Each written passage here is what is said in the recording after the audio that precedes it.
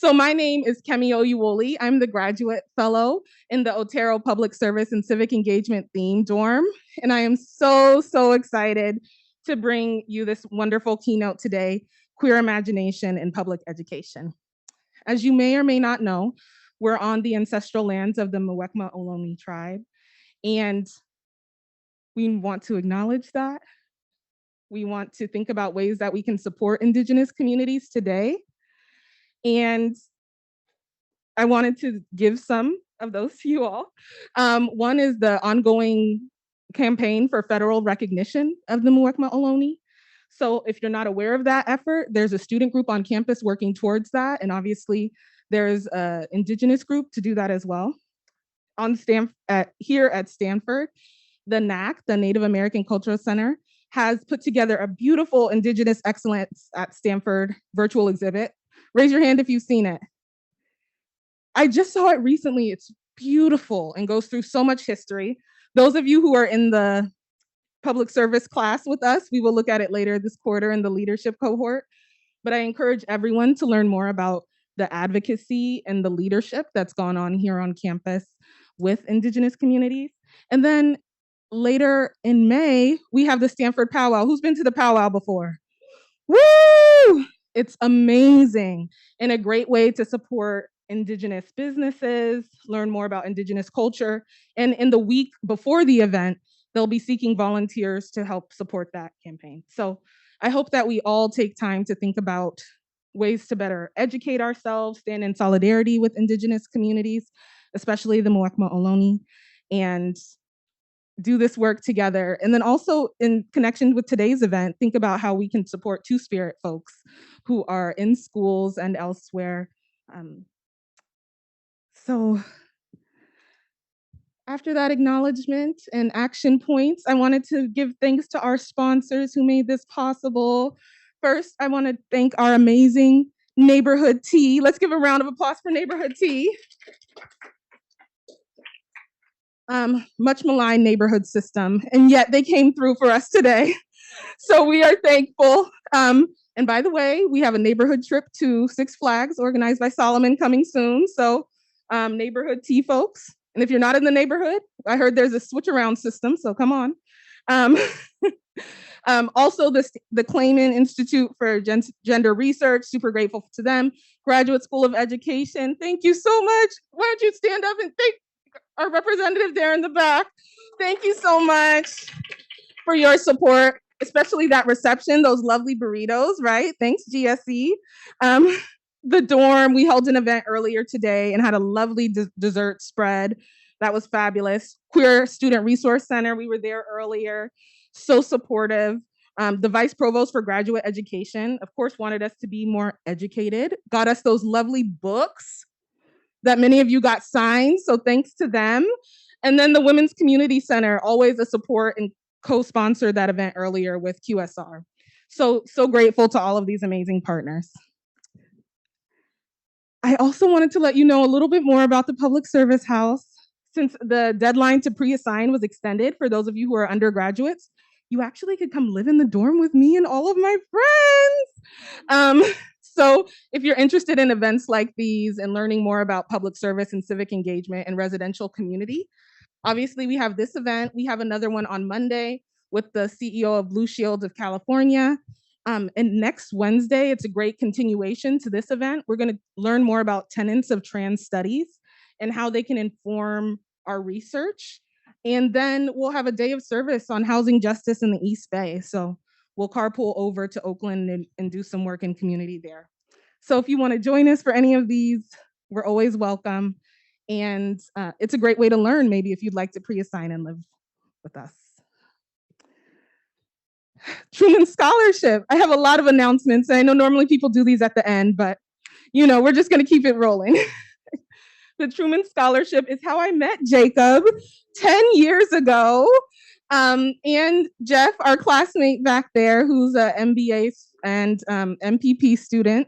And it's a great community of public service scholars from across the United States for folks who are going into their junior year. So if you'd like to learn more about the community that brought Jacob and I together, please join us on the 24th. We'll have a great panel again from 6:30 to 7:30 p.m. And with that, I'm done with my announcements, and I'm happy to pass it over to one of our wonderful residents, an Otero service scholar, Adrian Smith.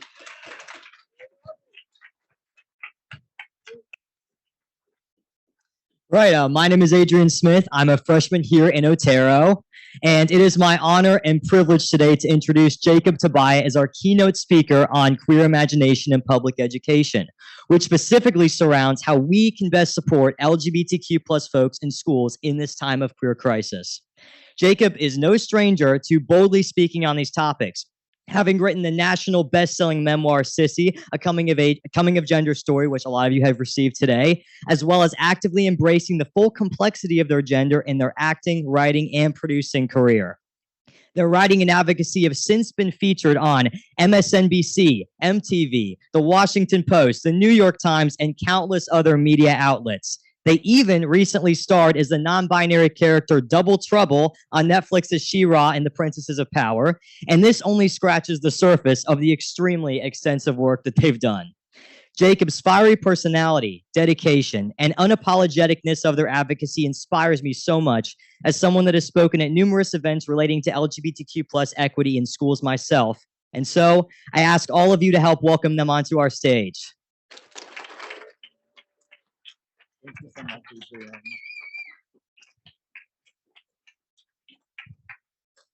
Well, hello there.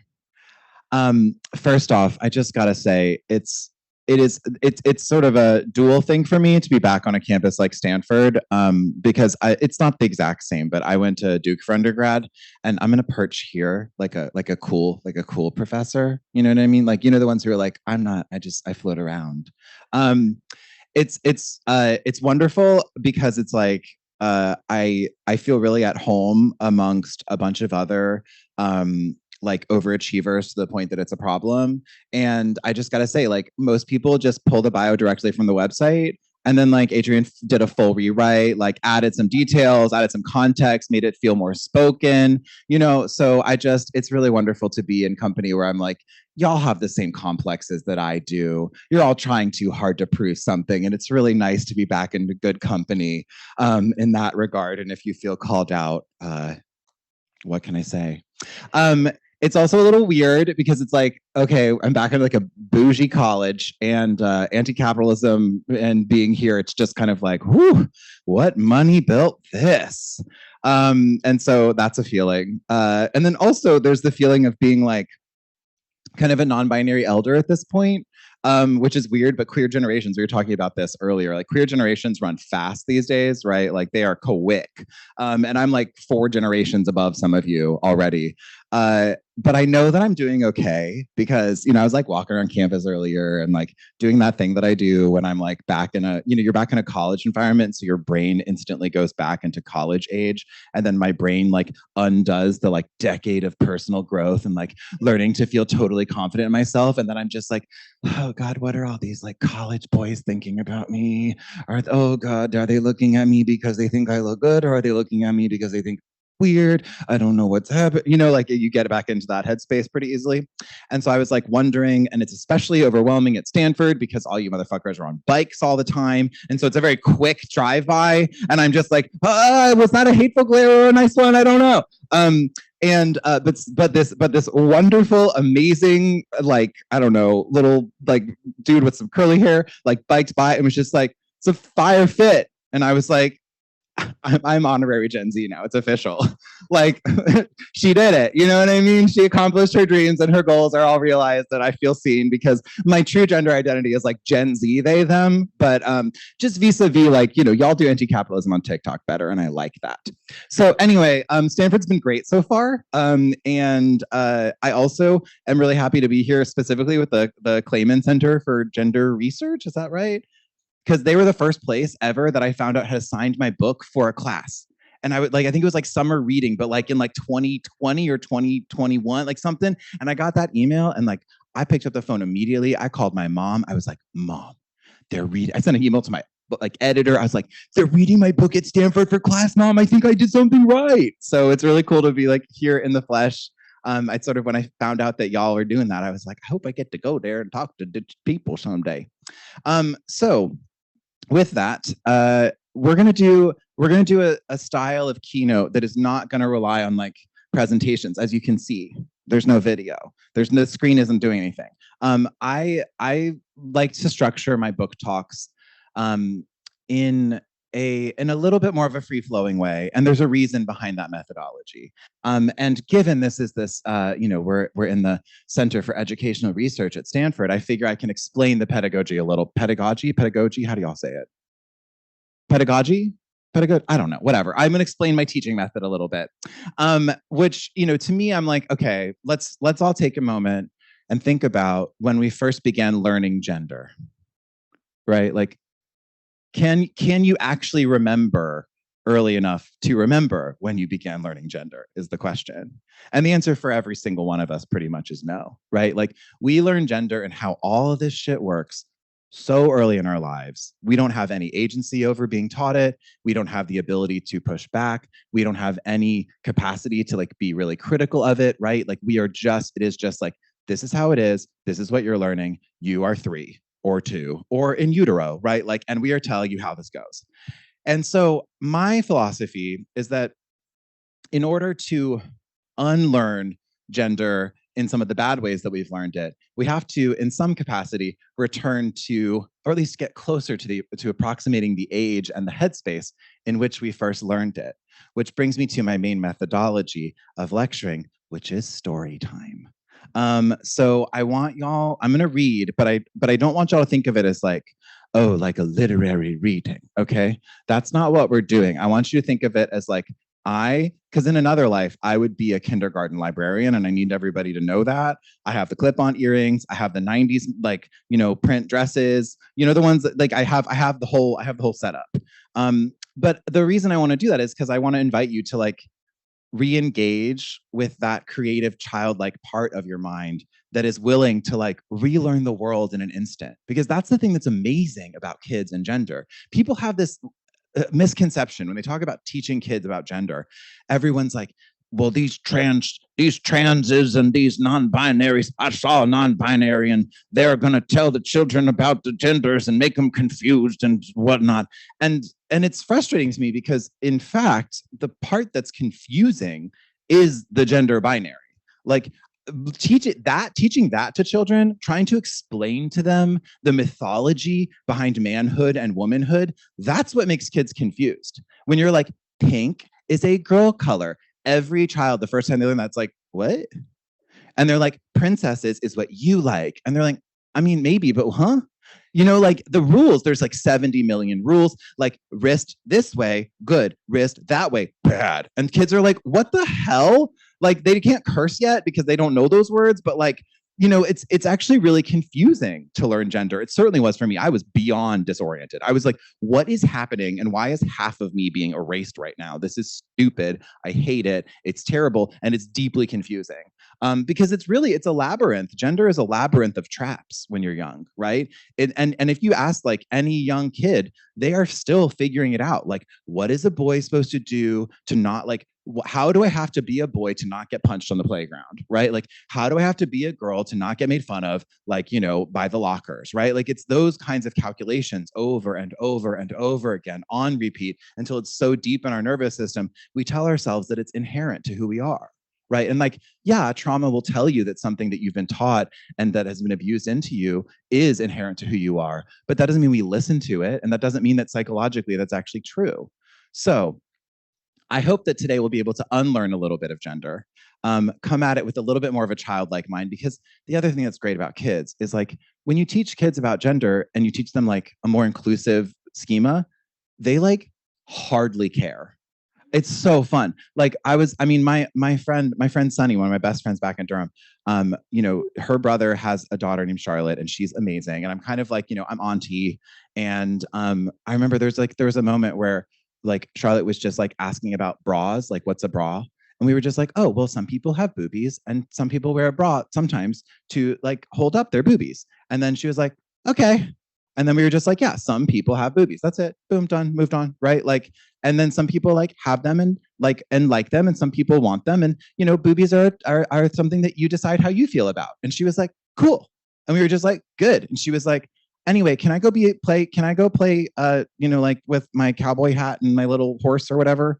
And we were like, sure, go for it, Charlotte. Like it's so effortless how they learn. So anyway, with that, I ramble a lot. But hopefully it's educational rambling and like quirky professorial rambling. So I'm gonna see if y'all can still hear me if I do this, because it makes the book easier to hold. So the first part I wanted to read from, I'm gonna move this laptop up a little bit. I figured, I was like, I think we're gonna rewind to some middle school shit. Because that's an age at which gender education, I think, is kind of in a crisis for everybody. Because gender is just hard when everything's hard when you're in middle school.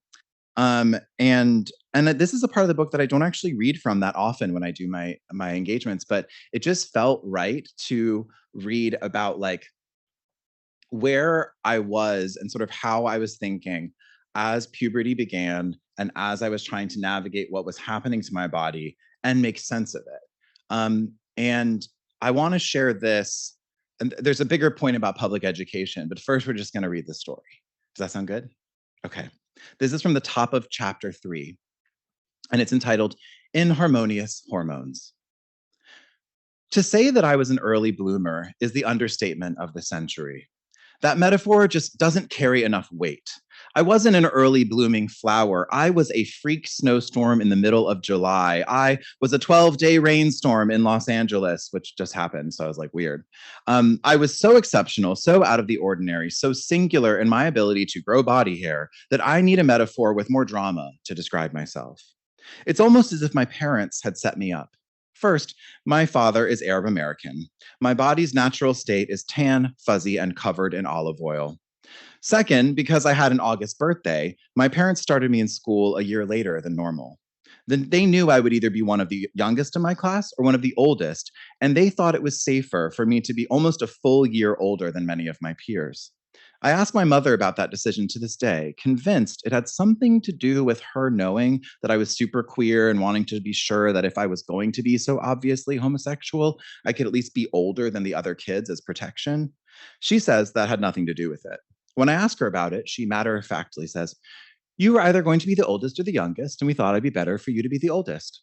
I think there's more to the story. And if it wasn't my glaring queerness that inspired my parents to start me late, maybe it was because my mom loved having me around the house so much that she didn't want to let me go. That's probably it. That's what I'll tell myself. Being older and having Middle Eastern roots was already a 1-2 puberty punch. Add the fact that, surprise, I'm trans, and the story becomes nothing short of comical. I have no choice but to have a sense of humor about the whole thing. For many gender nonconforming and trans folks, puberty feels like a death sentence, the beginning of the end. Your body starts to change and everything suddenly feels wrong, and your whole world is turned upside down. In retrospect, I kind of hate my puberty. I sort of loathe it. I wish I'd grown up 10 years later than I did after the trans tipping point, so I could have gotten maybe on hormone blockers, thought through some things, and perhaps made a more informed decision about how my body was going to progress. I hate watching little kid Jacob squandering their ability to slow down their biological process. I want to buy them a chance at least considering transitioning physically with a little less electrolysis. I want to put on a really cute skirt, hop in the DeLorean, go back to the past, slap my 5th grade self in the face, and just be like, hey, you, stop this puberty mess. You don't want it, trust me. And then, just as my time machine is running out, cry, "You'll have back hair by the age of 26. Save yourself." But to say that I begrudged my puberty as it was happening just wouldn't be right. Honestly, I was way too busy being horny 25 hours a day, 366 days a year to even think about my gender identity. When testosterone hit my system, it hit hard, if you get my reason drift. Like, just hard all the time, like hard for absolutely no reason. Like, the wind would blow and I would get an erection. I would be riding into school with my carpool and the car would get a little bit bumpy, and presto, I'd get a stiffy. I would take one look at my crush and kapow, accio boner. The only useful thing about the childhood bullying I endured was that it compelled me to switch from short shorts to baggy cargo shorts. The switch was fortunate because cargo shorts just had, well, more room to move, as it were, without being seen. The worst part was that my voice started changing. And when it changed, it dropped. Over the course of a year, wait, I need to re-give that line. And when it changed, it dropped. Over the course of a year or so, I went from a boy soprano, the highest women's vocal part, to a solid bass, which is the lowest men's vocal part. I went from being able to hit a high C 2 octaves above middle C to barely being able to hit middle C. I went from being a talented and skilled singer with an exceptional range to being a clumsy one who could no longer sing pop music. I pretty much had to give up the idea of being a diva. If my voice had changed and I'd landed as a tenor, I could have still been a front man. I could have, or a front they. I could have still sung solos in church and praise band and school choir, but being a bass is being condemned to melodic obscurity. No pop music is written for basses. No lead parts in musicals are written for basses. In the choral world, basses get fuck all. Being used to being being used to getting any soprano solo I wanted. I cannot tell you how crushing this was for my fragile, fragile little ego. While my voice was the most emotionally devastating change, the leg hair was by far the most awkward. Not because it made me feel dysphoric per se, but because it set me so far apart from the other kids my age. My shins and calves were pretty much covered in leg hair by about 5th grade. It felt shameful to be the only person in my grade with hair on their legs. I was scared to wear shorts for a full year before my friends began catching up body hair wise, though many of my classmates didn't get real leg hair until well into 8th grade. Looking back on my developmental advantage, I am split in two. On one hand, I wish puberty hadn't been so intense for me. I wish I was one of those blonde, skinny, relatively hairless types who can actually pull off androgyny without immediately looking like a man in a dress. I wish I had one of those waifish, hairless, sleek bodies that look good in fashion magazines and on runways. Watching my puberty from afar, it's hard not to feel like my body was just getting uglier, less desirable, less conducive to my future safety, career, and romantic success. By the same token, I can't help but be grateful for how my body changed. The fact of the matter is, throughout the entirety of middle and high school, my body was always more masculine than those of my peers. Even into college, I had the most masculine body in school because I had leg hair from 4th grade onward, because my voice changed in 6th, because I was 6 feet tall by 7th, because I started shaving in 8th, because I had chest hair by 10th and belly hair by 11th. Because of all of those things, I was safer. I was less of a target for others. My body provided protection and a stable identity, despite the fact that I was so obviously feminine.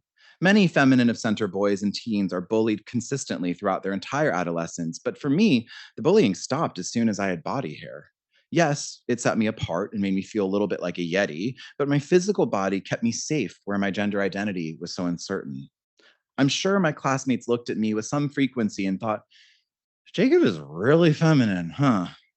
But that thought was almost always countered with, but he's already shaving.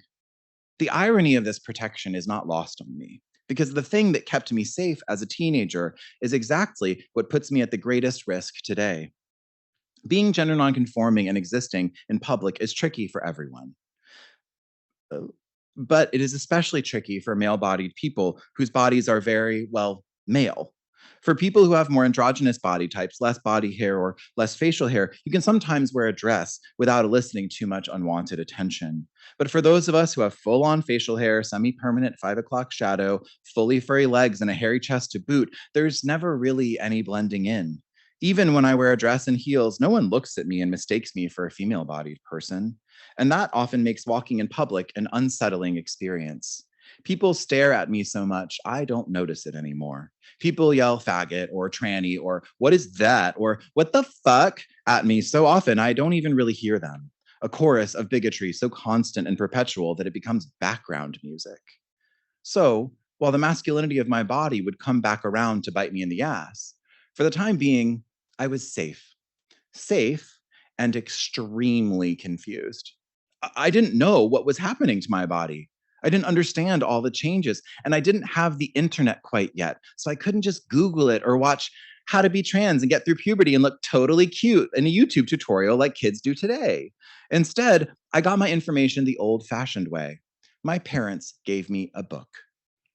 The book was called Puberty, Puberty, Puberty, Puberty for Boys. And then I have a little footnote which says, obviously, this was not the actual title of the book, but I'm not about to pay HarperCollins $10,000 to use the real title. Besides, I think my fictional title is funnier. They wanted 10 grand for me to just use the title. Stupid. On the cover, there was a picture of a dad and his son tossing around, like as if that's like the book that like everyone's gonna be like, oh, yeah, that's the book. I'm like, calm down. It's a puberty, chill. On the cover, there was a picture of a dad and his son tossing around a baseball. The son had a bowl cut. The 1988 edition that we had in my house, acquired from a used bookstore at Raleigh-Durham International Airport, was special because it had a big orange sticker on the top right corner of the cover proclaiming that it now comes with information about AIDS. It was the most scandalous book in our house. My brother had been given the book 3 years earlier when he began his hormonal journey, but with strict instructions not to let me read it under any circumstances, which of course meant that I wanted to read it immediately. My parents didn't give me the book until 2 years later, but when they did, it was like uncovering the Holy Grail. All of a sudden, I had the power, the knowledge of good and evil in my hands. I poured through the entire book in a day. Most of it was pretty boring and medical, but neat enough. I thought it was interesting, for example, that my testicles hung at different heights so that they wouldn't smush up against each other so much. I also thought it was pretty cool that I could produce millions of sperm a day. But nothing excited me as much as a section about sex. It described in detail what heterosexual sex was, how heterosexual sex worked, and how to know if you were ready to have heterosexual sex. It even had a few diagrams, which I found thrilling, especially the one of an erect penis inside a vagina. But most important, it had an entire section about sexual orientation, and specifically about homosexuality and bisexuality. And I'm reading from the book now. It's formatted in the actual book. You can look at, but it's like, this is from the book, this excerpt. Homosexuality. When we talk about sexual desire and romantic attraction, there is one topic that always seems to come up: homosexuality. The prefix homo means the same. So being a homosexual means that you are attracted to other boys and men like you, that you fantasize about, crush on, or spend time daydreaming about people who are the same sex. Go on. Oftentimes, young boys are made fun of or taunted because they are perceived to be homosexual. These insults and slang terms lead many adolescent boys who are experiencing homosexual feelings to be concerned that their feelings might not be natural or acceptable. You may have heard that many people believe homosexuality to be wrong, immoral, unnatural, or a sign of mental illness. Wait, no one said that to me. People say that? What? Some religious and community leaders consider homosexual feelings to be a sin. Historically speaking, homosexuality has been classified as a mental disease that only a doctor or psychologist can treat. There you go, talking about mental illness again. If it's not a mental illness or a sin, then do you really have to bring that up so often? I'm in 5th grade and reading this in 2002, so you can trust that I already have enough negative associations with gay people. Reading about this mental illness and sin stuff is not that helpful, to be honest. But many of these views and opinions are now changing. Okay, phew, way to bury the lead, sheesh. These days, there are a lot of people who feel that homosexuals are natural, normal, and socially acceptable. Homosexuality is understood as a personal issue that should not be judged, mocked, or treated with disdain. Reading those last words, my brain was electric. It was like the first time someone shows you a diagram of the solar system and the Earth's orbit. You've spent your whole life watching the sun go up and down in the sky, the moon mysteriously changing shape. Anecdotally that celestial bodies move, that they shift. But until you see a diagram for the first time, until someone explains to you that these movements are called orbits and revolutions and rotations, the how eludes you. Puberty for boys was my first blueprint of how human sexuality operated. Suddenly, the urges and feelings I'd been experiencing had scientific names. I was no longer jacking off, I was masturbating. I was no longer gay or queer, I was homosexual or bisexual. Everyone else seemingly was no longer straight, they were heterosexual. When you were as nerdy as I was growing up, having scientific words for the things you were observing mattered, which was what made the book Silence about queer sex and queer lives all the more conspicuous. In the present, the book strikes me not only as outdated, but alienating. Reading it now as a queer and trans adult, the subtext of the whole thing makes me cringe. Other than that small section, queer people are hardly mentioned. While the book does mention homosexuality in a non-stigmatizing way, it is represented as the exception to the rule, a type of attraction that is not the norm and accordingly not worth spending much time on. While it talked a great deal about vaginal sex, it didn't even discuss anal sex, even once. It only referred to it ambiguously as a very high-risk sexual act which results in large numbers of homosexual men contracting AIDS. And that was only in the introduction, which was written for parents. The entire book assumed that its reader was straight. While it told me that who I was sexually was natural and perhaps okay, it didn't really prepare me for what life was like as a gay person. And where it only minimally served me as a young gay person, it completely failed me as a young, gender nonconforming trans kid. Like much of the world in 2003, and certainly in 1988 when the book was written, it was completely silent about trans and gender nonconforming people. So yeah, that was a slightly longer section, but the reason I wanted to read that, there were a few reasons. Because I think it's kind of silly and quaint in a way, right? Like it already feels like it was from, I mean, it was from a different century, but it feels like it was from properly a different century, like 100 years ago. You know, the idea even that my access to knowledge about queerness and transness and my gender and identity and all that stuff, that could be limited by what I could physically access or what I could be told by other people IRL who I knew. I mean, that idea is already just completely obliterated. And even, you know, a few like it was like maybe a year or two after I got that book, like I got my dad's old laptop, right? Like a ThinkPad and had the internet and could get on there and read some Smallville / fan fiction all I wanted. That did not get a laugh. And wow, just it's fine. It's fine. I'm just like, clearly y'all didn't watch Smallville. I'm old as hell. It's fine. Tom Welling is a dream. But yeah, like, you know, it's like my access to information completely changed. I could get on AIM with my friends. I could go on like gay chat rooms in AIM and pretend that I was like, you know, 20 if I wanted to, right? Like all this information was at my fingertips. And I think that I want to use this as a little bit of an allegory and a little bit of a way to reframe some of what's going on legislatively and politically right now. Right? There's all these attempts. What's going on is nothing new, right? Like this, it's the same kind of scare that we've had with sex education a million times in the United States, that we've had with like teaching people about gay people back in like the 2000s, mid 2000s, late 2000s, that sort of era, right? Like we have seen these kinds of moral panics before. We have seen these moral panics translated into legislation. And of course, they focus on kids. They always focus on kids as if we are going to somehow mislead them, right? As if teaching kids about queer people and trans people is not just teaching kids about the truth, because that's all it is, right? All we're teaching kids is what the world actually is, right? We are just naming that the earth orbits around the sun and not the other way around, right? People are diverse in terms of their gender and their sexualities. That's just a fact. It's a fact about the human species. It's a biological fact. It's a sociological fact. It is just a fact. And that's all we're teaching kids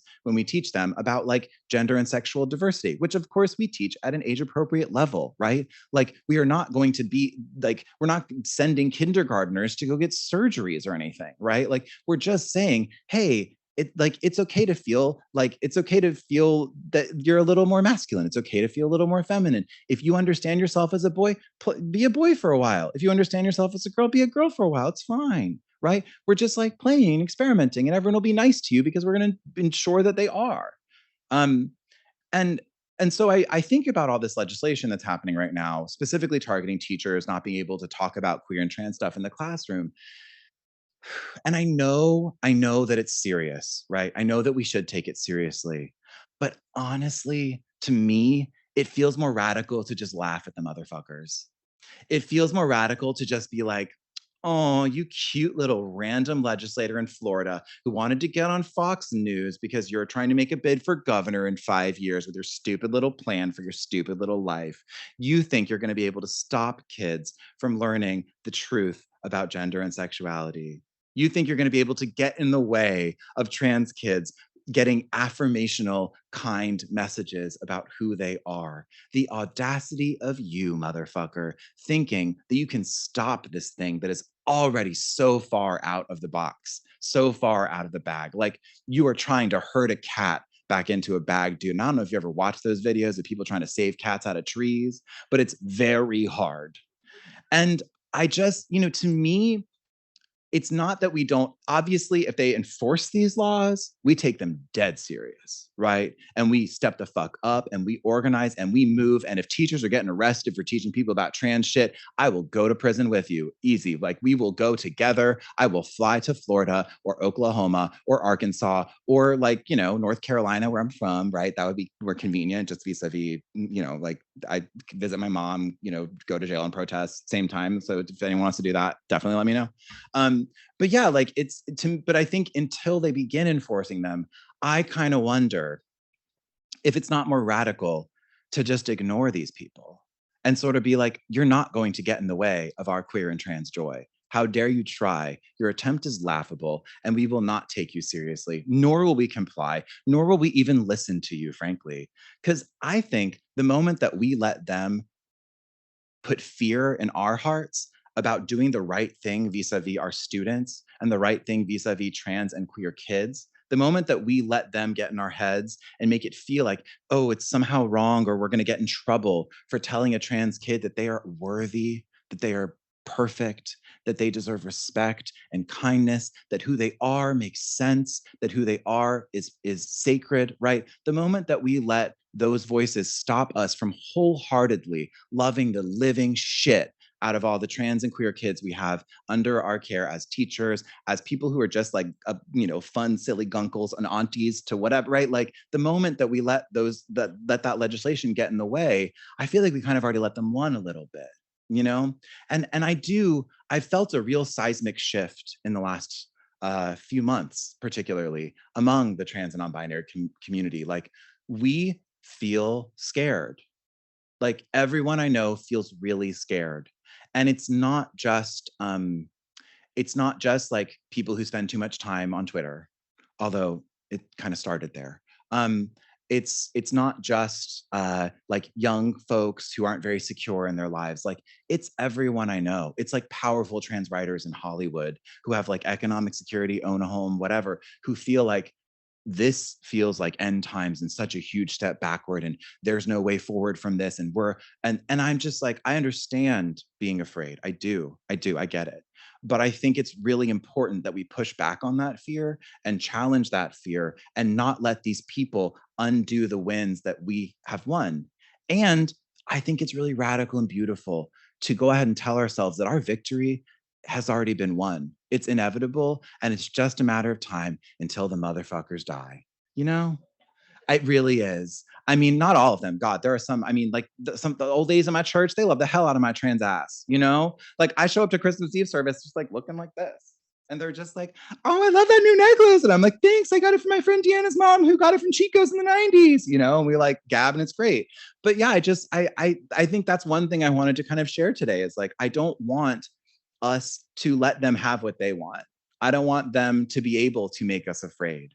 I want our resolve and our grounding and our compassion and our commitment to being empathetic and kind toward children and to treating children with dignity. I want that commitment to supersede any fear we can have from some stupid legislator. So who's like a nobody, right? These people are nobodies. They are like General Assembly members. They're like a local senator in some legislature that like no one's even watching. And then they propose something hateful and awful and miserable, and all of a sudden they're on the national news. Like, do they even care about it? Is my question too. Or do they just want the attention? Because I'm suspicious. I'm deeply suspicious about how much they care about it. And let me tell you why. Another thing that I've been working on recently, I'm a TV and film writer in addition to writing books. I just like to type things and then tell people to give me money for them, of all different forms of things. And there's a guild and a union for TV writers called the Writers Guild of America. And we have just sort of organized like one of the like the first time they've had a trans or non-binary specific like subcommittee, which it sounds so silly to be excited about a subcommittee, but also like being like, no, there's enough trans and non-binary writers that we feel excited enough to come together to speak with a collective political voice to the entertainment industry, which creates like so much of how we think about the world, right? Like, that's desperately exciting to me. right? Like trans and non-binary people getting together in enough numbers that we feel excited and empowered to do something is like super exciting. I'm like getting goosebumps right now thinking about it. I haven't like talked to a big room about it yet. I've only been like doing little Zooms where we've been debating in our statement, like our open letter of the business. Are we going to say media or the media? And if you've never decided whether or not to include a definite article or not with a bunch of trans writers, it takes a while. It takes a while. It's like 10-minute conversation. I'm not joking. I wish that were a joke. That one would be funny if it were a joke, but it happened. But so one thing that we were trying to do, like I wrote this one version of the open letter, and then another writer came back with a different outline, and everyone kind of came to this group consensus. It's important for us to mention what's happening legislatively right now, right? And I didn't want to do that. I was scared to do that. I was like, I don't want to mention that because I know how these idiot, stupid studio heads think. I know how these like terrible corporate media heads think. And they're going to hear there are 400 pieces of legislation against trans and non-binary people in state houses across the country. And they're going to be like, oh, wow, everybody really hates those people. We definitely need not make shows about them because it's going to piss some people off. Right. I was like, oh, like, I don't want to mention it. Because if we mention it, we make it realer and we give it power and we mobilize it and we make them scared to engage with us rather than dispelling the fear and making us feel effortless and interesting and most importantly, profitable. I mean, that's all they care about, right? They're just like, can you make us money? I mean, will people watch the thing you make? We promise.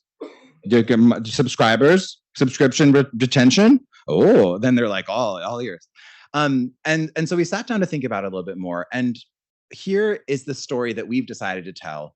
And it's the story that I've decided to tell myself. And I think it's the story that we should tell ourselves because it behooves us to have institutional memory as a community and as we approach, issues that we're facing. And I have now lived, like a third of my life or so. And I'm excited to be able to have a little bit of institutional memory to call upon. And I have the grace to fucking show for it. And what we landed on was like, this is actually kind of just like what happened with gays and lesbians. And I'm saying gays and lesbians really specifically here, like with historical context of that language, because if you think about the trajectories, they're almost kind of parallel, right? Like in the late 90s, Ellen comes out, has a cover of Time, right? In the early 20-teens, Laverne Cox's on Orange is the New Black has a cover of Time, right? It begins the national conversation. There are a few people who make huge strides and get massive opportunities.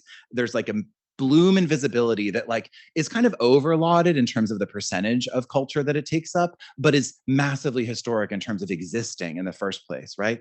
And then what happened, 5 years after that, right? But after Will and Grace was on the air for a little bit, after Queer Eye was like made, or the first one, like what happened? It's, well, the mid 2000s through the early 2010s, anti-gay legislation just caught on fire and went everywhere. And it was vicious. These people said, like, we go on Twitter right now and they're these conservative, like Fox News nut jobs are calling like trans people pedophiles and all that kind of shit, right? They say that we're grooming. They say we're doing all these terrible things. They said the exact same stuff about gay men, right? And that feels inconceivable to us already as a culture. Right? The idea that someone would say that a gay man is inherently a pedophile feels like, what the fuck? Right? Why? Because the branding has completely changed. Because we won the culture war so decisively, so swiftly in the context of American history that like people would never go there really again. And so the story that I've decided to tell myself about this legislation, about the moment that we're in historically, is that it's just a parallel of that. We had our initial bloom, we had our initial blossom, and now there's this backlash. But the backlash is filled with a bunch of shady people with no integrity, legislators who will do anything to get votes, who are using trans people in our lives as a wedge issue that they don't even care, right? The moment that one of their kids is trans, they're gonna get them on fucking HRT in 2 seconds, right? The moment that someone is trans in their family, they're gonna turn the fuck around just like Dick Cheney. You know what I mean? Like these people have no principles, no commitment to any kind of integrity, and they are using us to get votes from people who are easily manipulated. And shame on them for doing so. But also, shame on us if we let them make us believe that we are somehow losing now. No, no, no, no, no, no, no, no. We are inevitably going to win. And I want to be crystal clear about that, because these people don't actually care. They don't actually hate trans people either. They just want quick little votes, and they don't love trans people enough to mind putting our lives on the chopping block, but they don't actually give three shits. And the ones that do, Lord help them. They're probably trans themselves. I'm not kidding. No, there are studies about this shit. Like the methinks thou dost protest too much shit, that's real. They've done studies on anyway, that's a whole other lecture. And so, yeah, I just say all that because I think we're about to be in for an exciting new wave of trans visibility in Hollywood, one that I, God damn it, am going to usher in, right? Where we're going to get our trans Modern Family. We're going to get our trans Glee type vibe. We're going to have all these characters who aren't just indie, weird, dark, whatever, but are mainstream, bona fide, beloved Cameron and Mitchell, you know what I mean? Fun, cute. We're going to have a sassy trans daughter who's 15 and funny, and she's on a family sitcom, and she's making jokes about her dad because he likes eating tuna salad and she thinks that's gross. You know what I mean? We're going to get there. It's just going to take a second. And that's what we as the subcommittee that's how we framed it. We're what did y'all do in the mid 2000s? You stepped up, you made a bunch of really great shows that turned the tide, but also, and this part's very important, got you lots of Emmys and made you lots and lots of money. Okay. So you're going to make a lot of money off of us, motherfuckers. And so that's a longer speech than I meant to give, and fully extemporaneous, which is real fun because I don't know, there's just on video. And yeah, that's kind of why I wanted to share that first part, because I don't want us to let them have our fear. I want us to feel courageous still. I want us to know how deeply we are doing the right thing and how wonderful and amazing it is that we care about trans kids and care about them feeling loved and care about them making it to adulthood, because we know the statistics on that shit, okay? What am I gonna read next? Also, what time is it? Yeah. Yeah. I can use this. I had this. Does this? Oh, I had this the whole time. Wow. Okay. I don't. Okay. So I'm in the teacher education program. My name is Brooke. I wanted to ask, I actually have a student who wants to take hormone blockers, and I fully want to support them. I'm just wondering how you would advise me to do that, other than I guess showing up for them and advocating for them in my space. But I just want to know, because I identify as a cisgender woman. Yeah. And I just want to be able to hear from somebody who may have gone through the same experience that they're going through presently. Yeah. Well, first thing I should add is that I've never actually taken hormone blockers myself. I have met with doctors about them and was like, okay, so how can I'm so silly. I walked into a doctor's office and I was like, okay, so is there a way to can I do a little a half transition? Is there a way to be is there a magical hormone combo? Is there a magic soup I can make, a little witch's potion where I can just all my body hair just kind of becomes gone, but without electrolysis, and also it stops me from further masculinizing as I age? Is there some magical cocktail I can make? And the doctors are just maybe, we don't really know. It's complicated. You can kind of be a guinea pig if you want, but also, and I just was yeah, never mind. It's fine. I'll go get laser hair removal. It's cool. So I haven't actually taken, wait, where'd you go? Okay. I haven't actually taken hormone blockers myself. But how old is your student? Okay. So I can repeat, Kemi, if that's easier. Yeah, so they're 14, 15, and they want to take hormone blockers so they can preserve their voice without it dropping. Yeah. And is their family supportive?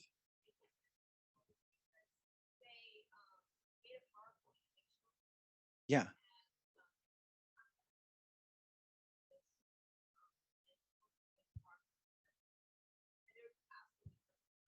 wait, their parents told them that they needed to make a PowerPoint to present to them like about why I should get to go on hormone blockers. Okay, honestly, that's the cutest fucking thing I've ever heard. Like, that is also amazing preparation for the workforce. You know what I mean? You want something fundamental to your dignity as a human, just make a PowerPoint, make a few slides. You know what I mean? Just make a few slides. Do you have a deck? Is there a deck? Sorry, is there a deck? Oh, hey, child of mine, do you want to go outside for recess? Well, do you have a deck? So you want to play back in the creek? Okay, where's the PowerPoint? That's I literally could not. That's some shit that if I pitched that in a writer's room, they'd be like, Jacob. And I cannot. That is amazing. Okay, that's iconic. So I mean, I'm glad that they like have supportive parents, or at least parents like who seem like they care about doing like just having a real conversation about it, because that's good. You should have real conversations about medical care when you're a young person seeking medical care, and your parents have to strategize it with you, right? Like, and those conversations are not like antagonistic, right? It's okay to ask your child, hey, like, I want to make sure that we know what this entails. Let's take our time with this. It's good to take your time with your transition, right? It's good to not try to race. It's good to not try to like run as fast as you possibly can. It's nice to give yourself like pacing and time to transition at the rate at that like at a speed where you can kind of like really check in with yourself as you go. My assumption is, a student in California. My assumption is that like, you know, their parents will be able to go to them with like to a doctor with them, and the doctors that treat like trans young people, they're not like, they're very, very careful, they're very intentional, and there are protocols in place. Like, there are protocols. There'll be like necessary like meetings with a therapist and a counselor, right? Like, to just like talk through things, not because you're broken, but just because it's a big decision and you want to like, and also, you know, hormone blockers, one thing that's nice about them is that they're not permanent in any way. Like, that's the other misconception I think about a lot of transition related stuff, is people spur this moral panic. They're going to make irreversible medical decisions. And I'm like, you literally have to take, if you're on hormone replacement therapy, if you're on HRT as a trans woman or a trans dude, you have to take testosterone or estrogen for the rest of your life. Right? Like, you have to keep adding it. You like, your body will go revert immediately to making like what it has made since you were born, like if you stop taking it. So, you know, it's not a permanent change either, right? Like, and I think that especially given that, like, I think they're probably just going to be okay.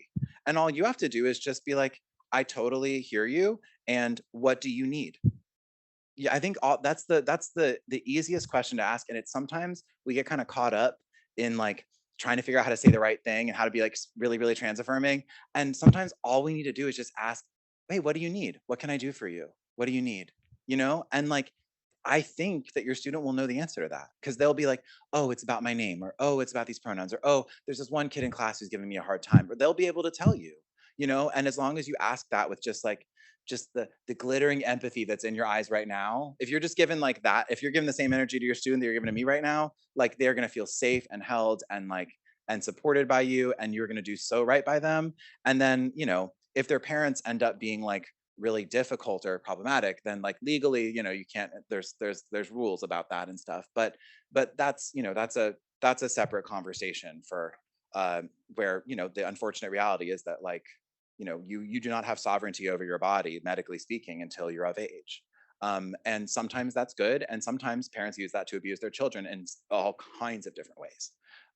So yeah, like, I think it's just important to remember that it's a less big deal to get on puberty blockers than it is to get a tattoo. Like, a tattoo is more work to undo. Puberty blockers, you just stop taking the pill, you're good, done. Back to, like, you know, like, you will just start. I mean, you'll have to start puberty. You'll start puberty. So that's not chill. Because, but you know, like, it's like, yeah, that's all it is. You just stop taking the pill. Kaboom! It starts. Like, you know, your body gets back to making the little testosterone or estrogen factors gets to spinning. I'm clearly a medical student and know a lot about medicine. Anyway, yeah, I think I might read another little section if y'all want. Let me see. What did I want to read next? Okay. Sorry, can I have this mic back? Because I would attach this lavalier mic, but the problem is that with this dress, I have to run the cord underneath the dress and then clip it to my underwear, and I'm not going to do that in front of you, because that is not, you're not paying me enough for that. Okay, I'll turn this off for now. Okay, great. Oh, okay, great. I'm gonna put this back in here. So another part of this, another thing I wanted to read, and are y'all? So we'll do a choose your own adventure. So because I love doing this with audiences, and I want to be very clear that this functions like American democracy. So it's not a true democracy. We're not doing a formal vote. Whoever is most bombastic and loudest is going to sway the room. So we can either do another middle school story, or we can jump to a college one. Okay, great. So I'm gonna read about a, let's see, where am I gonna start for this one?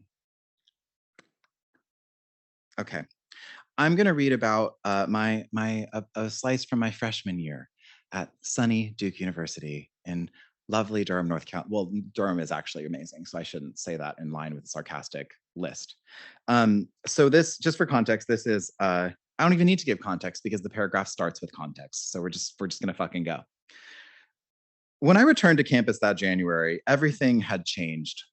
January at Duke University is hell. Not because of the weather, North Carolina doesn't really get that cold, but because the campus is overtaken by sorority and fraternity rush. For me, the stakes of the rush process were immense because the entire system was built around totalizing gender norms. Seemingly overnight, a two-gender system was consolidated across campus, the binary seemingly fortified in stone. People who I knew to be fearlessly individual fell in line, wearing the required salmon shorts or the requisite white dress. As they increasingly conformed to the gender binary, my slice of campus became an island. At the time, it felt like being taken hostage, forced to endure the social effects of something that I didn't want in the first place.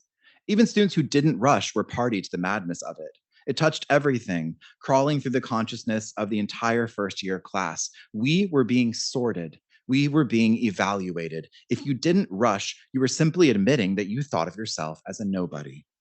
I know this may not be fair, but to my tender proto-queer heart, it felt like my friends were bailing on me, deciding that my identity and happiness as a gender nonconforming person weren't worth defending, deciding that the personal cost of truly being an ally to me, of opting out of gendered social institutions that create a hostile world, simply wasn't worth it.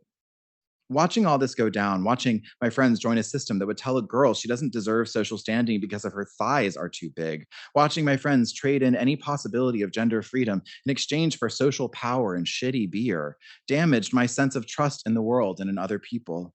I'd barely begun to figure out who I was when the rug was pulled out from under me. 2 weeks into Rush, when it felt like my school had hung me out to dry and my nascent identity was slipping through my fingers, I decided to fight back. There are some decisions that are too scary to be thought through. There are some moments in life when you shouldn't look over the ledge before you jump. You can only pick at the edges of your Band-Aid for so long before you rip the motherfucker off. Having watched one too many of my friends be fat-shamed by their supposed sisters and exhausted from hearing horror stories of fraternity hazing, just to give an aside here, one of my friends had to chug, what did he have to chug? It wasn't vinegar, it was something worse. But he had to like chug some awful vile substance and just like threw up blood. And I was just like, and the administration was like, well, they give a lot to the Alumni Association. And I was just like, okay, this fucked up. Anyway, yeah. Oh yeah, sorry, you want to read along? We're on page 199, just at the top. And exhausted from hearing horror stories of fraternity hazing, I found myself hoofing it to the Dollar General off campus, marching straight to the makeup aisle and purchasing the brightest red lipstick and loudest nail polish, a glittering gold, that I could find. Before I knew what I was doing, I was back in my dorm room painting my nails and adorning my lips. It was the first time since childhood that I'd done either of those things all on my own. Sure, I'd worn makeup for plays and for a drag show, but never on a random Saturday, and certainly never of my own pure volition. When I was done, I stepped in front of the mirror. The reflection looking back at me was startling, yet sublimely beautiful. Staring at my own image, glorified with pigment, augmented with varnish, something struck me. I'd wanted this my whole life. The image in the mirror conjured up memories that had lain dormant for over a decade. All at once, they were back, enveloping me in their warmth like shawls. As I gazed in the mirror, I saw my child self looking back at me. Beneath the layers of shame, cobwebs, and dust, my purest, youngest, most uninhibited form had managed to break through. My hands no longer my own, but the hands I'd always wanted. My lips no longer constituted of flesh, but stardust. I smiled and broke into peals of laughter that cascaded out of me, bouncing around the room and reverberating throughout history across time to a place where the truth of my gender danced without confinement, without restraint, without inhibition, without fear. Looking back at me in that mirror, I saw something I could never unsee, an image that would both support me and haunt me in the years to come. I saw myself. Truly and deeply, I saw myself. But like any moment of divine vision, you have to come crashing down to earth sometime. After speaking with God, every prophet has to head back down the mountain. Unless you brought a tent, you can't stay up there forever. More often than not, prophets are not received with kindness. Normal people don't like the fact that you spoke with God. They're jealous because they wish they could talk to her too. God's one cool chicken. You don't make friends by bragging about how tight you are with her, or telling people she gave you the exclusive on human truth. I mean, how would you feel if one of your friends was like, yeah, I already know what the new iPhone looks like. God showed me and not you. It sucks. Makes you feel left out. En route to the dining hall for lunch that afternoon, I'd never felt more prophetic or more visible. Walking past fellow students on the quad, I felt like Moses or Jesus must have felt when they too returned from the mountaintop. Like Moses, I came back down from the mountain to a group of people who were praying to a false idol. Like Jesus, I came back down from the mountain a hell of a lot shinier. The shame was overwhelming, though. I was imbued with divine knowledge, but all I wanted to do was keep my head down and be as invisible as possible. Involuntarily, out of instinct and fear, I looked at the ground as I walked and kept my hands in my coat pockets. It took bumping into a classmate for me to even realize what I was doing. Startled out of my daze, I resolved to keep my head up, my eyes forward, and my hands uncovered. I feigned a sense of courage, boldly displaying my crimson lips, letting my nails sparkle unfettered in the sunshine. With each step, I became more comfortable with what I'd done, more fearless. People were, by and large, not freaking out. I don't know quite what I'd expected, but I certainly didn't expect people to walk by, see me wearing lipstick, and just continue walking. I thought it'd work more like a Godzilla movie or something. They'd see me stomping toward them, lips ablaze, and cower in fear, a mob of students pointing my way and screaming, "Queerzilla!" as they fled. I'd destroy a few buildings, fight a giant squid, and leave East Campus in ruins. Surprisingly, things weren't like that. My classmates were either chill about it or too self-absorbed to even notice. Entering the dining hall, I tried to distract myself from the polish coating my nails, the paint covering my lips, and the anxiety covering my heart. I tried to act normally. Slowly, I began to feel like myself again. I filled my tray with tofu and french fries and ice cream, my standard meal freshman year, and headed toward the seating area to find my friends. It was at this point that my life became something akin to a sappy teen movie. It was just so predictable.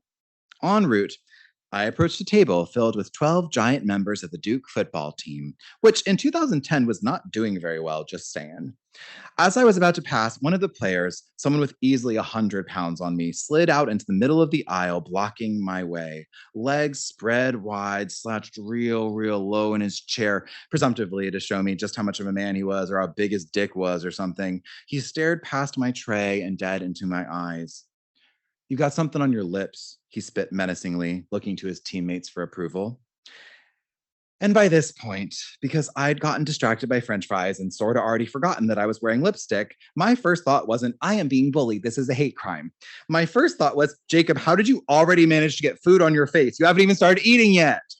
I stood there for a moment, stunned. Then it clicked. He's talking about my lipstick. He's bullying me. Huh. In my head, here's how the rest of the scene plays out. There's a lot of all caps in here, just FYI. "Oh yeah, motherfucker," I yelled, loud enough for the entire dining hall to hear. The room fell silent, everyone watching with bated breath. With all eyes on me, I approached him real close, getting right between his widely spread legs and leaning in seductively as I continued to yell. "You got something to say about my lipstick? You got something to say about my fashion choices, you piece of shit? Does my lipstick make you insecure, little boy? Do you need to show your football bros just how much of a man you are by making fun of me? Well, the joke's on you, asshole. Men aren't even real. Gender's fake. And the only guys who make fun of gender nonconforming people are guys who secretly want to fuck us. I pause, taking it, I'm not done. Don't clap yet. I pause, taking a deep, slow breath, staring directly into his eyes. I'm not done. Is that what you want, dude? You want to fuck me? Is that it, huh? Well, guess what? I wouldn't fuck you in a million years, you brat. You want to know why? Because Duke football sucks and y'all haven't won a game all season. Maybe try actually being good at football, win a game for once, then maybe if you're real lucky, we can have a civilized conversation about the methodology I will employ to destroy your dick. Capiche, motherfucker? He whimpers. He's rock hard, throbbing with desire for me. I lean in further, slowly, excruciatingly close. I give him a gentle, barely there kiss on the cheek as I dump the entire contents of my tray onto his lap. Ice cold Diet Coke, tofu salad, and mint chocolate chip ice cream dampening his fiery crotch. I back away, effortlessly blowing him a kiss before turning around and never looking back. Saying nothing more, I strut out of the dining hall and into the frigid January evening, where Robert Pattinson, FKA Twigs, and Taylor Lautner are waiting for me in a bright, this was written in a very specific historic era. And Taylor, it's ethnographical. And Taylor Lautner, that is how you say it. It's not ethnographic, it's ethnographical, because it's magical, and it was a portmanteau, not a grammar mistake. Where was I? Where Robert Pattinson, FKA Twigs, and Taylor Lautner are waiting for me in a bright pink vintage Mustang. You're late for our double date, Taylor fusses, playfully pulling on my scarf before planting a kiss on my red lips. I know, I'm sorry, sweetie, I reply quietly, nestling my head into the nape of his neck. Mama had some business to take care of. We drive away into the night. No one comes back to campus to claim my belongings. I am never heard from again. I've simply vanished. Years go by, students come and go, Duke ages, buildings rise and fall, the universe inches closer to its inevitable heat death. But if you look closely at the marketplace, that's the dining hall, but if you look closely at the marketplace on a cold January night when the moon is full, students will recount hundreds of years hence. Some say you can still see the silhouette of Jacob's bright red lips whispering, "Motherfucker," into the night. In my head, that's what happened. If anyone asks, please tell them that version. In actuality, I stared at him dumbstruck for approximately 2 seconds too long, then broke eye contact while barely managing to croak, yeah, it's lipstick? It was more of a puff of air than a sentence. It didn't even land as a proper retort. Ashamed, embarrassed, and caught off guard, I shuffled sheepishly around him en route to my seat, hoping he wasn't going to try to hit me as I passed by. I'm not gonna read the next part because it's like long and annoying and I can just give you a spoiler. You want me to spoil it? You can guess. I mean, if you had to guess, okay, let's guess what little activist Jacob did after a member of the Duke football team, like kind of like, you know, did some shady shit. I mean, yes. Yeah. But mostly I just like wrote a very long email to the coach of the football team saying, excuse me, you need to do a diversity training for your football players so they stop making fun of me in the dining hall. And it turned into a like bureaucratic nightmare and nothing got done and everything was terrible and that's how it goes. So yeah, I wanted to share that story also because I think the other thing that feels very important to me is when we're talking about education and the queer imagination, and technically Stanford doesn't qualify as public education and the queer imagination, but we're gonna roll with it. I think it's really important that we don't miss out on thinking about higher ed and the kind of like real challenging moment that we are in terms of discourse and what it means to create places where the dignity of all students is respected and what that means for free speech concerns and all that kind of stuff. And I know there's been a lot of drama going on at Stanford about a lot of bullshit happening recently. I heard Matt Walsh was here. I think that's someone who also probably wants to fuck me, just saying. I think it's important to put out there. He seems so obsessed with trans people. And I'm like, girl, you've been looking at a lot of our Instagrams. making videos about my friends.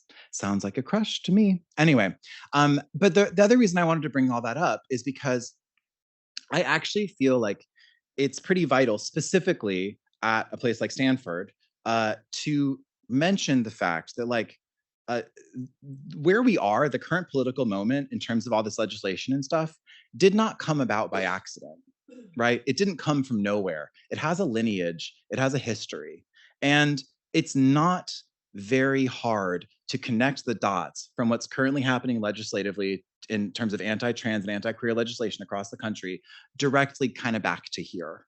And here's my logic, and I'll let y'all, and not to like this room, but to like this institution, right? And it's important, if you haven't gotten to the place where you can like identify that you are not Stanford and Stanford is not you, right? Like I can't help you. You got to go do that work on your own. You got to do that spiritual labor. It took me a while to be like, I'm not Duke, Duke's not me. I don't like that place, but I love some of the people I met there, and some of the programs are okay, right? Like it's okay to just be like, my alma mater, terrible place, bad for the world, had a cute time sometimes. You know, you can hold all that.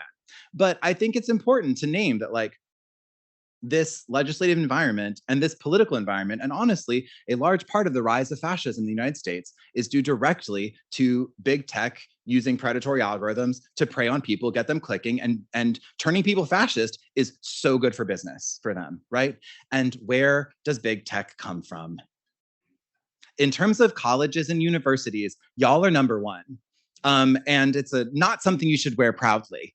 I think that probably like Stanford has probably failed in some really, really, really important ways in terms of sending students out into the world who are able to understand that just because you can make a buck with your tech doesn't mean you should. And I personally think that when we're talking about pedagogy here, when we're talking about pedagogy, whichever it is, pedagogy sounds like a bowl, like a goji bear. Anyway, while we're talking about that, I would be remiss if I didn't say that, like, I think that it would do the world quite a bit of good for Stanford to fundamentally revisit what it requires its students to learn. Because for a campus that seems to for all these deans talking about how much they value speech, I'm like, well, maybe if you're so invested in ethics and stuff, maybe teach that to your engineering students more. Maybe do some more humanities work with people who are learning like computer science, right? Maybe make ethic. I don't know what's required, but clearly whatever is required is not enough. Right? Because it's really important for every person who's learning how to code and wants to go work in pallet work down the street at wherever the fuck. It's important for all of them to be taught, you did this. People like you did this. People like you created this problem we are currently in. Democracy has almost fallen apart because of this. And you do not do that. You know, like it feels important to me. And it feels like this school has a unique opportunity to both take accountability for that and to change that, right? To shift fundamentally how capitalism and technological innovation come together, and whether or not they always should. Because whether we like it or not, all this terracotta tile led to a fuck ton of transphobia pretty directly, and led to the decay of a lot of really important institutions within this country. And produced a ton of the engineers and the coders and all the people who just were like really smart and good at coding and did not think at all about the implications of what they were creating. And I honestly believe that like when it comes to humanity and where we're going, and this is maybe bigger than we signed up for with this little lecture, but like in order to create a future with the climate crisis, whatever, where we don't fall into some sort of fascist dystopian hellscape, it's going to require us to be able to say, just because we can, should we? About so many things. And that kind of communal care and care for the future is also going to benefit trans and non-binary people. It's going to create a world in which we can be safe and get through this together. I promise you, there are a lot of great trans farmers out there. We're going to help you grow food when shit gets real. You know what I mean? We're tough little nuggets. So that was the other kind of point I wanted to make, and why I wanted to read a part about, higher education, because when you have like the specific combination of Stanford and fascism is uniquely terrifying to me personally as an outsider.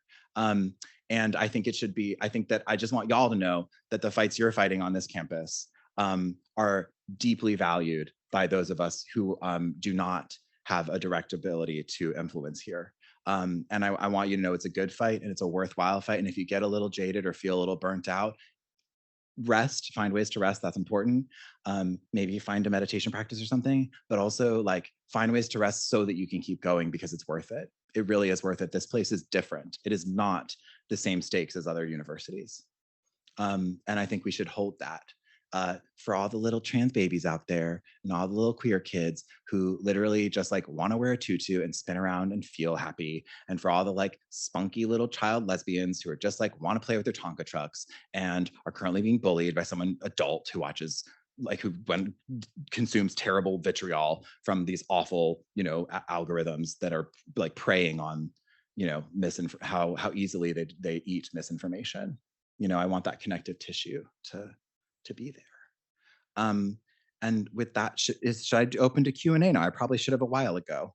What time, where are we in terms of how long we can go for? 10 minutes? Okay, great. So yeah, with that, any questions, literally anything. I'm an open book. Because you have my book and you can.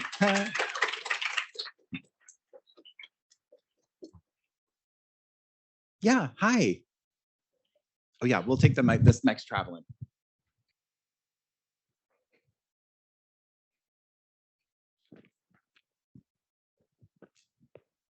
Thanks for your optimistic perspective.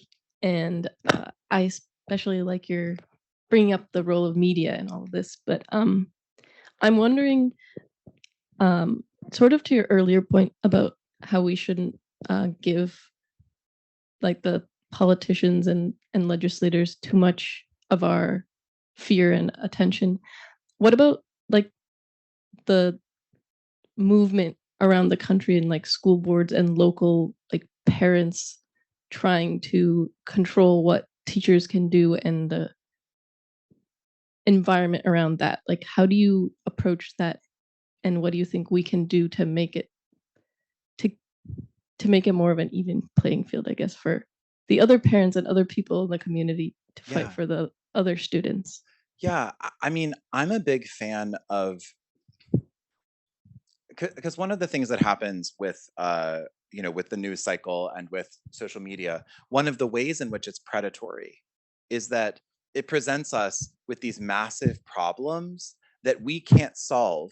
And because we can't solve them, we resort to yelling about them and sharing them and circulating them with and letting our rage be known as if that is doing something, right? And I think we've all gotten to a point in sort of our understanding of tech literacy where we know that like a tweet is mostly hot air, right? That these things are not deeply, there are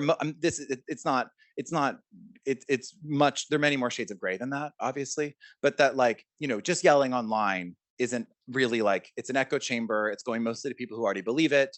Like it can rally something, but often leads to, I would say probably more often than not, leads to inaction rather than action, right? That like, it really leads to the disintegration of movements or the disorganization of a movement rather than the organization of a movement. And I think the trans movement is an amazing case study for that. We have barely any organizing apparatus in terms of formal stuff, right? Like there should be a national trans organization that every trans person feels like kind of connected to, right? And feels like they're a member of, and feels like is weighing in on these things and targeting really specifically. But we don't necessarily have that because we're a community that came of age in the internet era where we like learned like, oh, if I just go on Facebook or Twitter or Instagram or TikTok and post about my outrage, that is organizing, right? And so I say all of that to say that like, if you're reading about something that's happening elsewhere, it can be really hard to figure out how to respond, right? And I think the most radical thing we can do and the most effective thing we can do is try to think about what are the places and the ways we can actually make a difference, right? So like we're living, do you live here? Yeah, so like if you live here, what are the ways that you can make a tangible difference? And it's not none, right?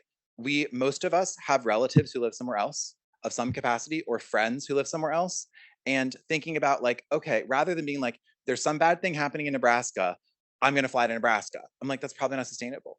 But being like, okay, I have like, where are the friends that I have in smaller communities? Who are the people that I know in areas that are more red, who I can bolster, right? Who I can sort of nudge and be like, hey, it would be really cool. Have you ever thought about bringing a resolution in front of your school board supporting this thing or supporting that thing? If you wanted help writing it, I will write it with you, right? If you want help implementing it, I can totally do that. Or just, if you have if you're doing important political work, I'm here as like an emotional sounding board for you, like a real actual human to human support for the work that you're doing. So that's one way. But then the other way, and it's what I do, right? Like my coping mechanism, every time I think about, oh God, shit's going down in Oklahoma. Oh fuck, shit's happening in North Carolina. Oh damn, Florida's going bonkers again, right? Like every time I consume that and I'm like, ugh, I stick, I don't want to use the idiom stick to my guns anymore. Does anyone know like you remember that like PETA graphic that was like, it's not two birds, one stone, it's two birds, one scone.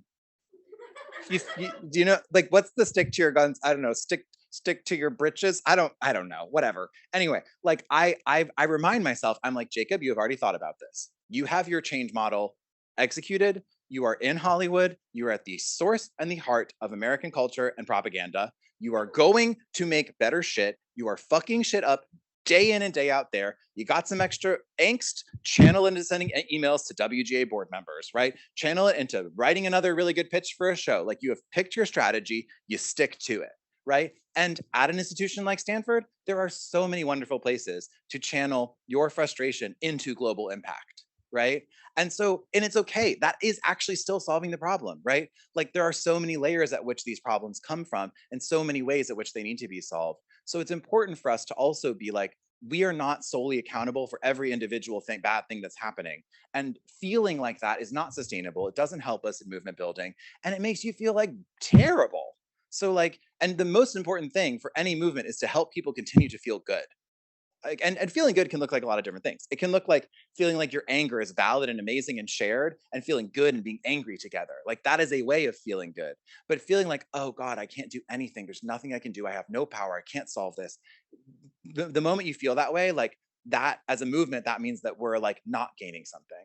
And so finding ways to feel good and then stick to whatever strategies you've chosen for your local community, or for this community as a sort of global touching community, or whatever, like that is so worth it and enough. And this is not me giving you some easy answer. That's also tons of work. It's so much work, right? Like, so yeah, I think that's what I would say about that. But also, yeah, just touching base with people who live in other places and saying, hey, what's going on? Like, is there any weird trans stuff going on right now? Is there anything you want to talk about? Like, do you understand? Like, do you have any questions about like trans non-binary stuff? I'm not perfect at answering them, but I can probably do a better job than what you're hearing on certain places. Like, that's also super valuable. Like, I still keep deep roots in North Carolina for that reason. I went back and did a book talk at my church and everything. That was funny. It was amazing. I love them. Anyway, yeah. You want to speak into the mic for the people online in the future recording? Oh, I forgot about that. Yeah. Okay. Okay. Thank you so much for that talk. I'm 26 and I have back hair, so I feel seen in a very affirmative manner. I saw that you had dedicated your book to girls, boys, everybody in between, and your grandmother. And you talk a lot about returning to your community, your given family and your given community. And I was wondering if you could speak a little bit about perhaps complicating the picture of this queer affinity with chosen families, right? Which is great, which is lovely, but those are also sites of betrayal and violence when chosen families do not agree upon what it means to be queer and what it means to support. And for a lot of people of color, their families become then sites of care, sites where you have to be patient, but sites where we end up finding some kinds of solidarity, which are hard to explain to people who might not have good relations with their family, but relations that we need to sustain. So yeah, I was just wondering if you could say a few words about how does one retain relations with where one's come from, while simultaneously also respecting one's chosen families. It's hard to navigate these two families side by side. And your book kind of attests to the labor of doing both. Wow. Okay. So you just said that beautifully, and so into such a can we just get a little round of applause or some snaps for that? That was gorgeous. And I don't actually have a ton to add to it, other than just to say that I think you're totally right, and I'm all for okay. If your family is emotionally or psychologically or physically abusive, do not you protect yourself first and foremost. That it matters deeply, right? And I'm not here as an apologist for anyone's family who acts that way. Nah, fuck them. They need to find help somewhere other than you, probably, right? Like that's what abuse requires generally. And it is okay to cut family members out if they cannot treat you with the fundamental dignity that you deserve. Like I currently do not talk to my brother for that reason, completely unrelated to queer and trans stuff, right? Like sometimes you need some space from somebody while you're growing in one direction and they're growing in another direction, or you're coping with the trauma and they aren't able to support it, right? Like it's just, that's a fact. But I think it's really, we do ourselves such a disservice when we try and take performative, Twitter or spoken word, cool queer gathering, principles, and expect our biological families to be able to live up to them in any kind of uncomplicated or not clunky way, right? I think there's something so beautiful and sacred in holding and loving your family in their clunkiness, and understanding that sometimes the clunky is the best they can do, and it's actually the best, right? I think about my dad's way of holding my queerness was so clunky. I might start crying because he died 2 years ago, so just bear with me. I don't think I will, but we'll see. And we had this amazing experience together because I did a lot of caregiving for him as he was in his dying process. And I've never been closer to another human being in my whole life, ever. He is the closest person I've ever, I've never felt more emotionally connected to another person. And I didn't expect that, right? I didn't assume that would be where we would be. When I didn't expect you to die so young, but I didn't expect that we would be there, right? And the clunkiness of it became my favorite part. It became the most beautiful signature thing. It became like the Abraham Tobia touch on the sort of queer trans conversation. And I'll just my dad had a nickname for me that he came up with one morning. We used to eat breakfast together a lot, and he was just so proud of himself. That was the funniest thing in the world. He was like, oh, you know what you are? And I was like, what? He was like, you're my Sunday. And I was like, oh my God, Dad. Yeah, yes, I fucking am. Absolutely. And he was like, I'm gonna call you Sunday. It's like Sunday, thought Sunday. And I was just like, perfect. And in the last year of the dude's fucking life with a neurological pain disorder, he came up with a new nickname for me, right? And I have this little note from him on a sticky note. I'm probably gonna get it. I think I'm gonna get Sunday tattooed in his handwriting on my body when I'm back in North Carolina. I'm flying there after this. He has a little note where he would go to the coffee shops in the mornings, go to the grocery store or whatever, and he'd bring back a little scone or something for me and leave it on my, because I always wake up late because I'm a writer. And he'd leave it for me on my little place, the dining table, and he put a little note on it that said a treat for Sunday. And I just was it's my favorite. If I lost that little sticky note, I would literally sob for 12 years. It is my most cherished little thing. And yeah, is that misgendering? Shut the fuck up. You know what I mean? No, it isn't. And it's fabulous and it's wonderful. And shut the fuck up. My dad is adorable and perfect and loved the shit out of me. And that was him deeply, deeply seeing who I am.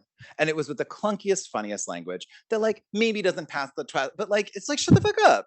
It's great. And I think it's so fine to give people that we love in our lives from across a bunch of different things, little passes wherever we want. If you feel called to give them a pass, you give them a pass. You know, like it's your decision to make. It's your relationship.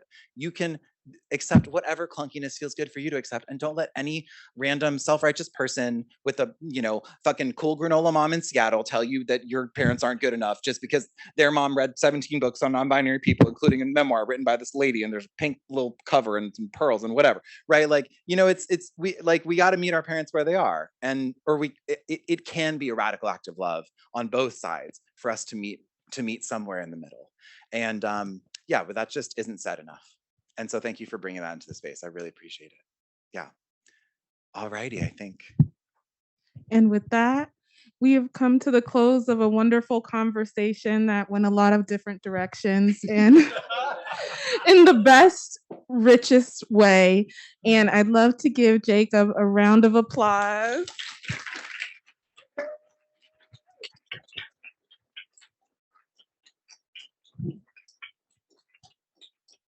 Thank them for infusing us with joy and hopefulness and determination and care and community.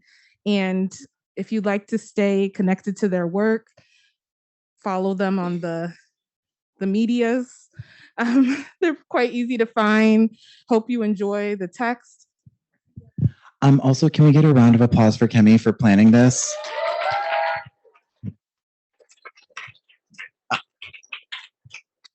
And a very quick personal plug, which is just that the offer to potentially apply to join the residence where Kemi lives. We were roommates for a spell. Highly recommend. Well, we weren't roommates, we were neighbors. We were in adjoining suites. So just a wonderful, wonderful experience. You would deeply augment your life by taking her up on that offer. Thank you, Jacob, for the plug. So, and again, next week in the Otero Lounge from 6:30 to 7:30, we'll be exploring some tenets of trans theory and thinking about what that means for inclusive community work. So if you're interested in building with us, learning with us, we'd be happy to have you there as well.